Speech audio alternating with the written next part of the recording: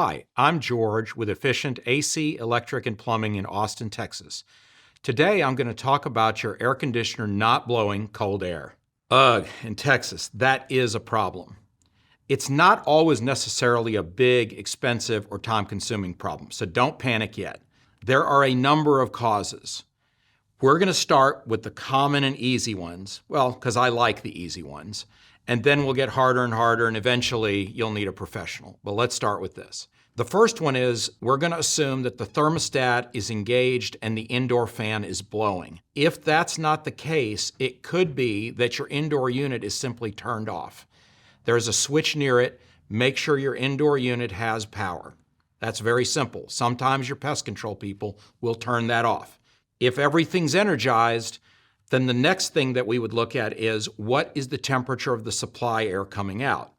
It would be great if you can measure that temperature, say with a laser or some other device, but you don't have to go out and buy that right away. Start by feeling the temperature coming out of one of the grills. If it feels like it's in the 50s or 60 degrees, you are cooling, at least partially. If it feels like it's room temperature, you are not. Well, what could be wrong? Perhaps a clogged drain. Every air conditioning system is set up so that the drain float switch will shut the unit off if the pan fills or if the auxiliary pan fills. So if these fill up with water and the water can't go anywhere, the system needs to shut off before the system damages your sheetrock or floods your home or causes other problems. That's normal. So what do? You clear the drain, which then the unit will restore and on its own start working again. The clog could be in your P-trap that's near the unit. You can try to clear that through compressed air or yourself or mechanically somehow by running a little tube down it.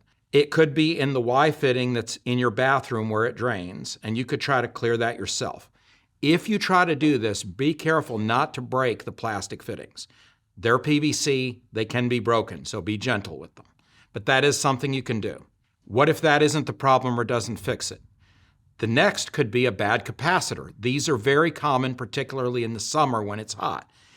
Typically, capacitors only last 3 or 4 years and then go out. This is something that your air conditioning contractor will likely have to repair instead of you. So if you have them do that, make sure they have a capacitor that is long life. It will cost more, but it may last the rest of the life of your system. Very important. If they put the cheapest capacitor in, 3 years down the road, you'll have the same problem. Now, if it's still not that, it could be ants in your pants. Well, not really in your pants, ants in your condenser, that's the unit outside. So if you have ants or other bugs getting in the condenser, blow or brush these out somehow. Clear the area and keep it clear. Once ants get into the electrical part of your system will start to malfunction. Don't let them do that.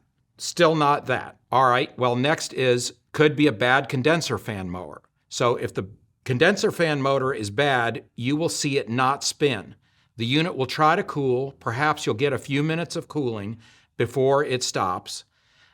And then your condenser fan outside will not be running. That is something you will have to get addressed by a professional, most likely. No air to exchange heat outside means no air to cool, which means a new motor is the fix.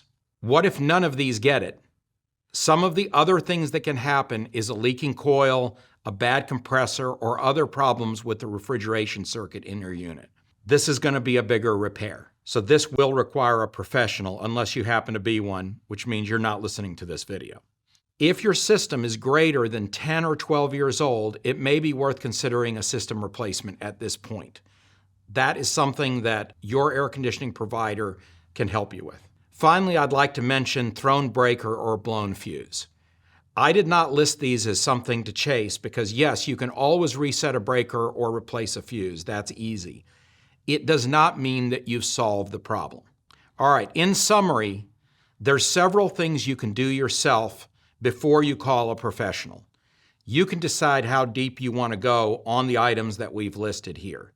But don't think that immediately upon not having cold air, oh my God, the sky's falling, this is going to be a fortune. Usually it's not.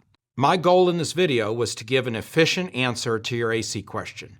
If you have other questions, Please leave them in the comments section below and we will respond. If you're in Central Texas, you can call us to schedule an appointment. Thanks for watching.